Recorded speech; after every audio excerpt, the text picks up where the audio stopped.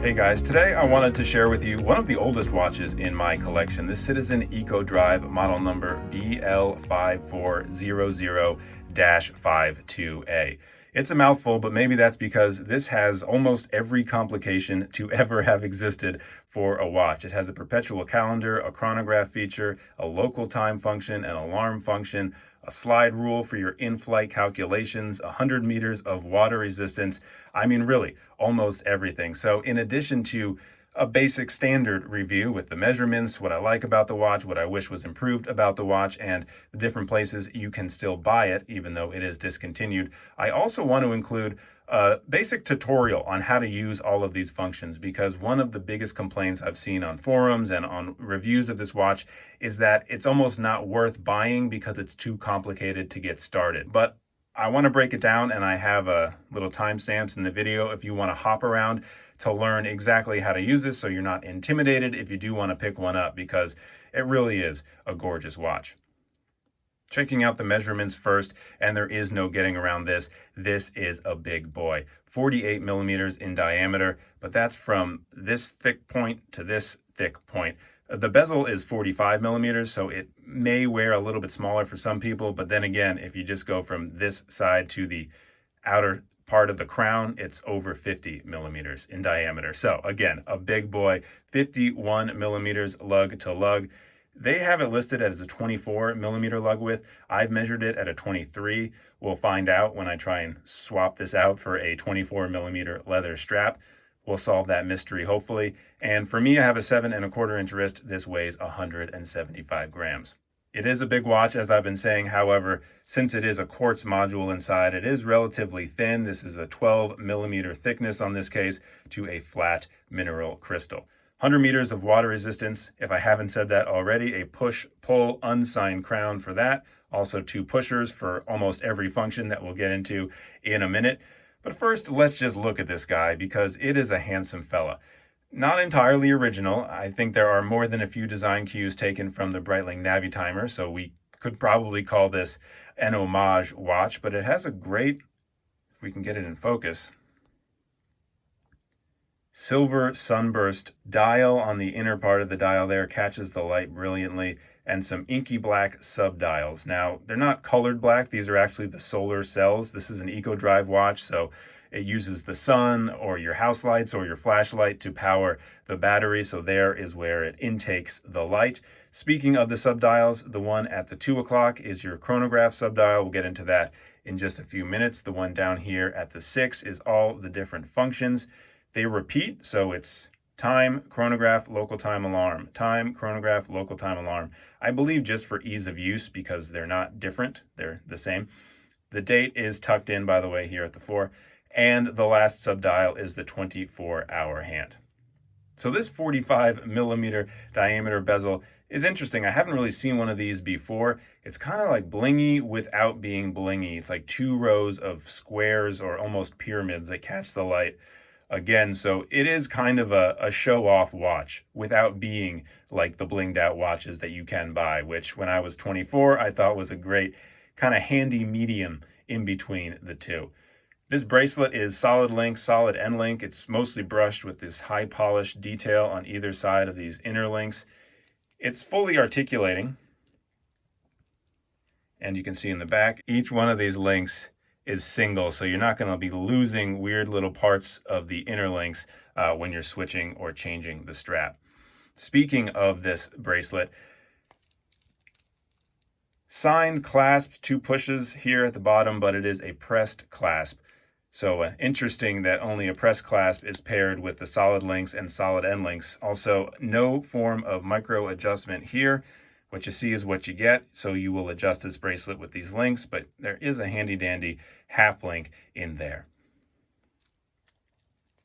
Also on the dial, I guess I'm just going back to it, on the outer portion is your double slide rule. So, well, one of them slides, so you rotate this crown over here to move the outer bezel so you can line up your numbers to do all the calculations you will definitely do while flying the airplane you definitely own.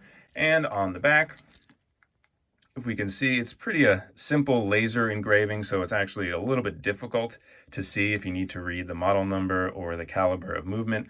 But there you see Citizen Eco Drive, stainless steel, Japanese movement, and a bunch of numbers.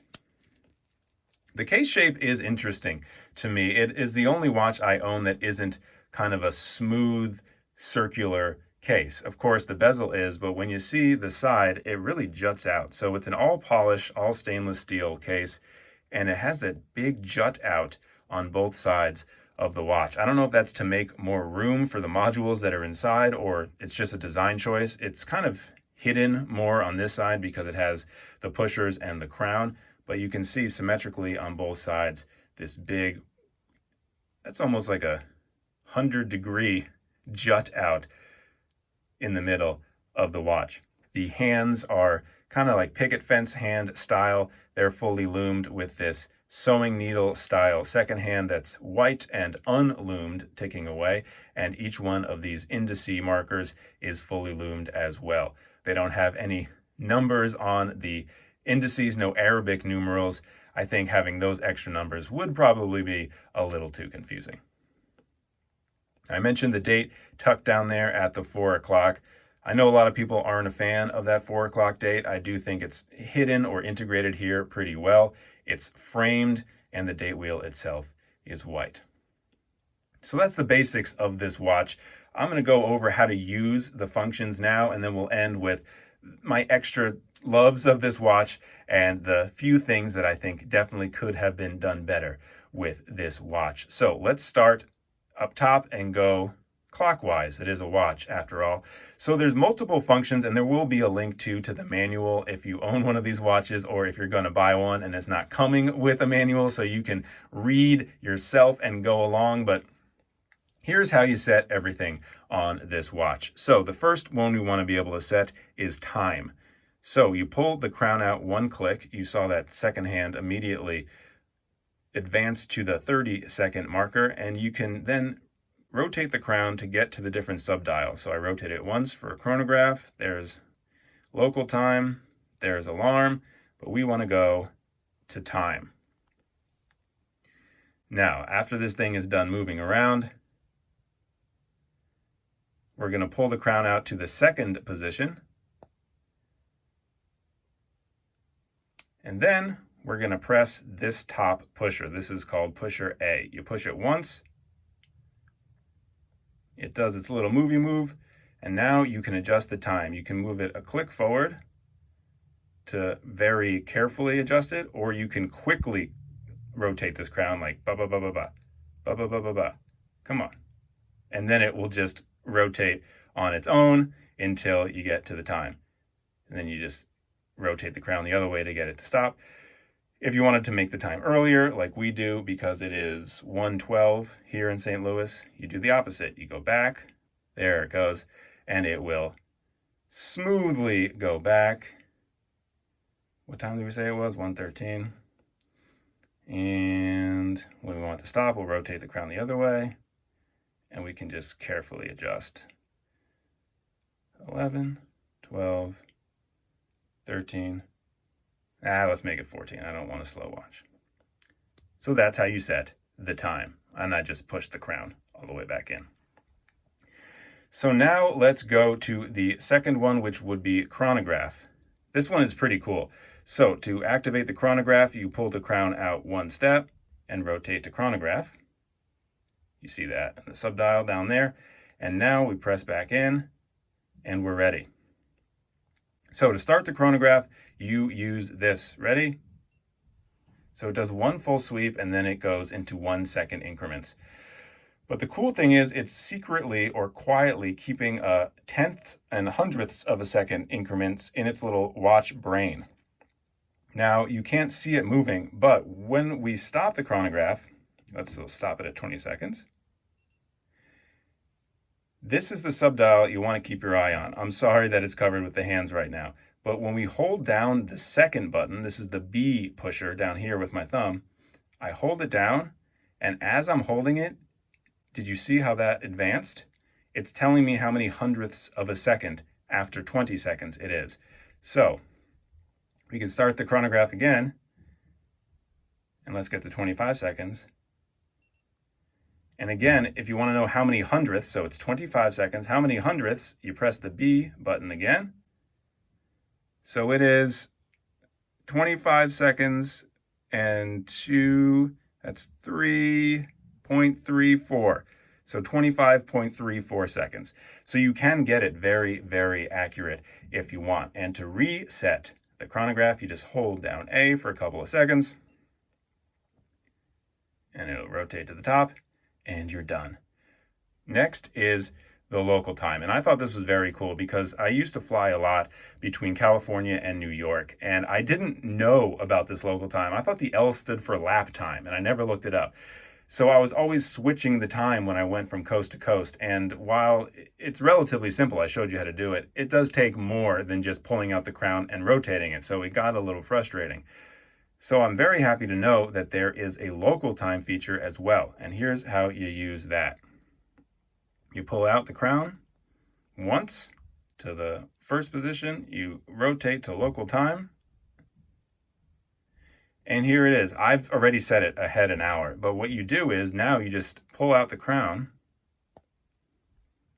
and you can set a different time zone, only by hour, but you can still set a different time zone, again, by just rotating the crown.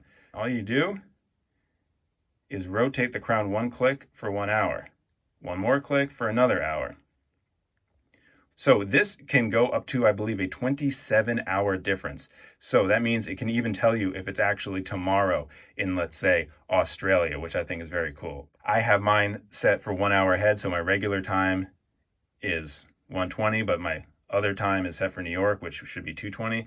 So if I ever fly to New York, all I gotta do is pull out the crown one position, and when I land, switch this subdial at the 6 o'clock to local time, and I'm all set. I didn't have to do anything else. And then when I fly back again, I just pull it out, one step, go back to regular time, and here I am at my original time. A very handy way to keep track of 2 different time zones.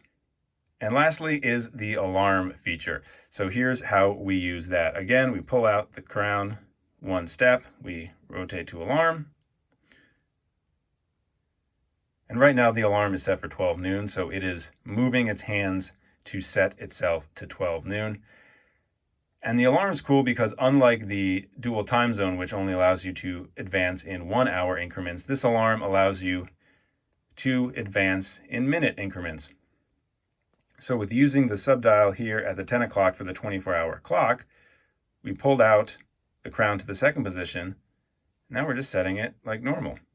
Again, one click is 1 minute, but if you do a fast spin, it'll just rotate quickly. So now the alarm is set. Let's make it to 2:05. So now the alarm's at 2:05 p.m. We can tell that because of the 24-hour clock.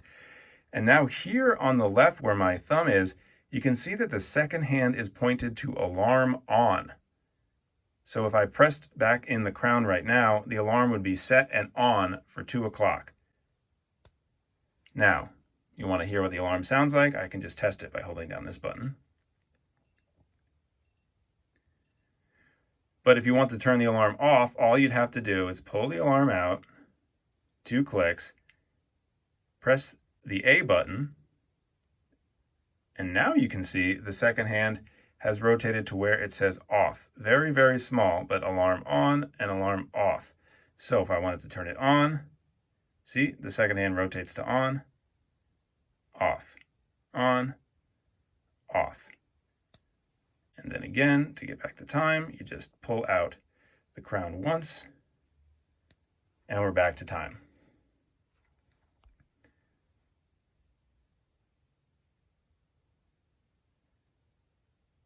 So the only thing I did not cover is how to do the rest of the day and date, the perpetual calendar setting. It really is simple. And again, the link to the manual is in the description. And what you do is after you set the time and in the time function, you just press this button to cycle through for day, for month, for year. And then after that, and after you set that, this watch is good. It will keep the day and date accurate, including leap years, up to February 28th, the year 2100. I'll say that again. perfect date keeping until the year 2100. 79 years from now. Most watches don't even last 79 years. So I think that is an awesome perpetual calendar option for this watch and for this price range. Oh, I also never got the Lume Shot in, so hold on. So there you go. Decent lume. I really like that kind of ice blue color. The indices definitely not as receptive and not as glowing as the hands, and there is no kind of 12 o'clock orientation, so maybe in the dark legibility. Let me try to bring the watch as far away as possible. Might not be the best, but thank you for trying. And again, this is a 9-year-old watch, so keep that in mind for the lume as well. Lastly, let's get this off this bracelet, which really has given me almost nothing but trouble and isn't the most handsome, if I'm honest, and see how it looks on that brown leather strap. So there it is, once again on my 7¼ wrist, but on this alligator leather strap. So, bad news, this is not 24 millimeters, this is a 23 millimeter lug width. But as you can see, the good news, I can still squeeze this strap in. So the leather is pliable, but you can see, especially right there, you have to really make sure the fit gets in. But I do think this looks really great on the leather. So let's close this out with the positives and negatives. You may be able to have picked up on a few of them as I was talking. Positives, let's start with that. There are just so many complications on this gorgeous watch that it really has everything you could need. I mean, from the chronograph, the local time, which I think is really special, the alarm, and 100 meters of water resistance, I think is great. Also, it's a very, very reliable and robust watch. I've had this for over 9 years, and especially now that the scuffed strap is off of it, you really can see that this almost looks new. There's no scratches on the mineral crystal and really not a lot of blemishes on the side of the case as well. So I think the reliability and the quality of this watch really stands on its own as one of the best features. I also love the design of it, but I mean, we can't really give a lot of credit to Citizen because it looks so much like the Breitling Navitimer. But I do think for the price, and new is around $495 listed, but you can buy it for about $340 something new on eBay and about $400 new on Amazon, links in the description. I do think that the value for money is there.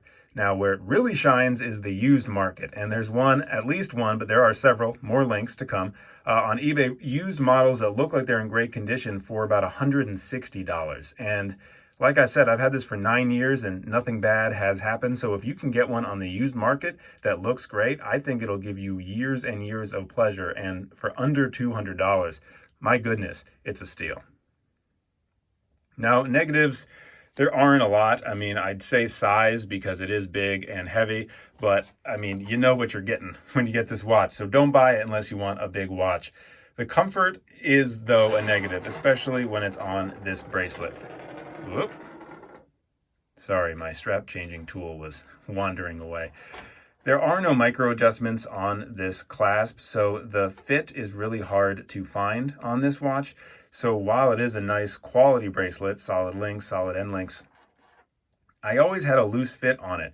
And added to this giant watch head, these would always kind of dig into my hand when the watch kind of slipped around. So I would say that the bracelet design, especially the lack of any micro adjustment, and if you want to add on top of that, just kind of the basic pressed clasp, I would call a negative. It's not a negative that it's a mineral crystal, but I do just want to double mention that it is, although as we've pointed out, there are no scratches on this guy, and I've owned it for almost a full decade. But here it is one last time on this bracelet, on this strap. And I think that it will stay on here for a while, even though you can see a little tightness here from squeezing in the 24 into the 23. And actually, that will be my last negative. A 23 millimeter lug width. Who on God's green earth makes 23 millimeter straps? I'm not sure anybody. Let me know if there are some in the comments. Anyhow, if you have any more questions about this watch, please also let me know in the comments. New episodes every week on this channel. A subscription really helps as well. So thanks so much for hanging out with me today, and I'll see you again real soon.